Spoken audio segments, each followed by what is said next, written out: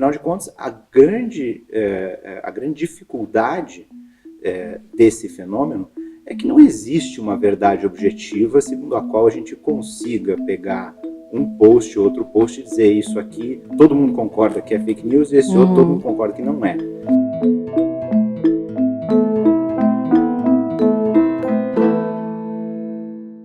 Ivar, obrigada pela presença aqui no bate-papo, mais uma vez. Eu que agradeço, Mariana, é sempre um prazer. Que bom. Bom, Ivar, que alternativas a gente pode ter para reduzir as fake news sem interferir na liberdade de expressão, principalmente nesse ano, por exemplo, que é um ano de eleições municipais?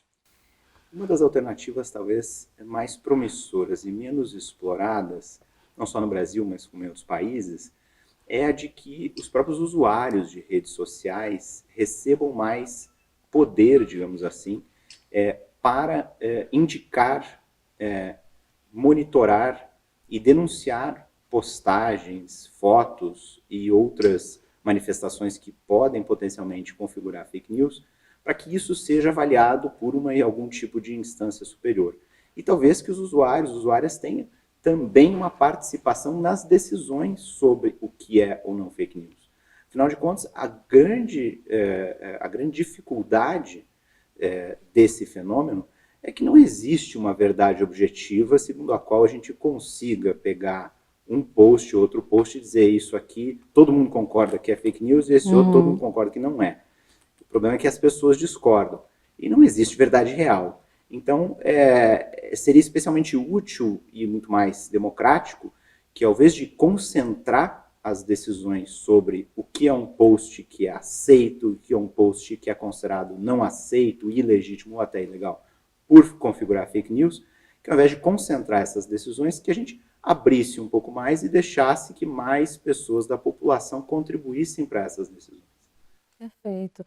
Agora, o CTS, que é o Centro de Tecnologia e Sociedade da FGV Direito Rio, está trabalhando em um projeto de moderação de conteúdo.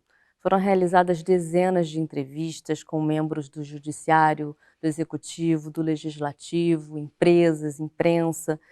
E a gente queria saber qual é a finalidade desse projeto.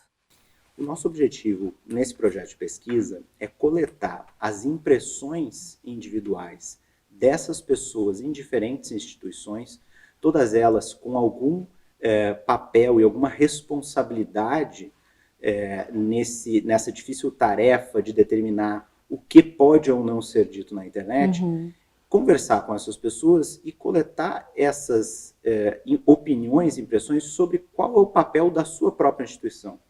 Então a gente quer ouvir, como de fato ouviu, um ministro de um tribunal superior, o que ele entende que o tribunal deve fazer sobre isso, o que ele entende que é o papel do tribunal e o que ele entende que não é papel do judiciário ou do tribunal, mas é papel do legislativo. Ouvir uma deputada federal e entender o que ela acha que não, isso sim o judiciário deveria estar fazendo, ou isso sim as empresas deveriam estar fazendo. E isso para a gente não só é uma lacuna em termos da literatura sobre o assunto, né, sobre a liberdade de expressão na internet, há pouco produzido sobre isso, há pouca pesquisa empírica nesse sentido, como também seria fundamental para compreender as chances de sucesso de alternativas diferentes de combate a fake news online, a discurso de ódio online, a revenge porn e assim por diante. Se a gente não tem uma compreensão dos papéis dessas instituições diferentes, a gente não pode querer já discutir exatamente qual que é a regra ou quais que são os conjuntos de regras para cada tipo de conteúdo.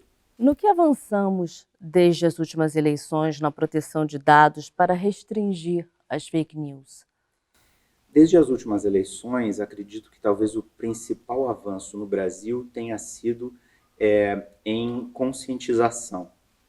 Talvez mais do que há 2 anos, as pessoas que usam redes sociais estão cientes da gravidade do problema, da disseminação sem consideração, sem pensar 2 vezes, sem avaliar bem, de notícias que muitas vezes não são verdadeiras.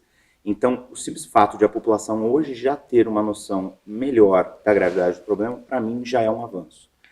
Em termos de reações ou respostas, seja legislativas, seja do judiciário, seja mesmo das plataformas, Acredito que houve sim um avanço por parte de algumas empresas de tecnologia de encontrar algumas saídas, algumas ferramentas que venham a contribuir para a gente conseguir diminuir um pouco a circulação desse tipo de material, mas do legislativo e do judiciário, do poder executivo, acho que tivemos pouco nesses últimos 2 anos.